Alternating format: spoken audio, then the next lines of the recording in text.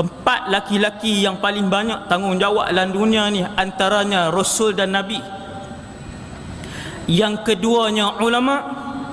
Yang ketiganya seorang pemimpin. Dan lelaki yang keempat yang besar tanggungjawabnya ialah seorang ayah. Empat orang ni paling banyak. Sebab itu seorang anak mampu untuk menggagalkan ayahnya daripada masuk ke dalam syurga Allah,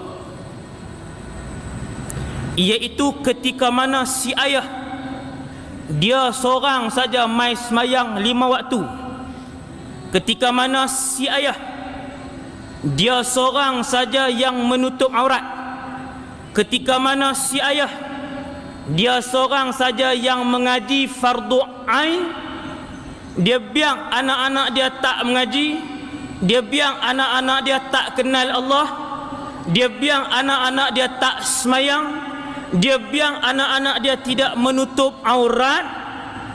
Seorang anak boleh menggagalkan ayah soleh itu untuk masuk ke dalam syurga kalau si ayah tak ajak dan tak tegur.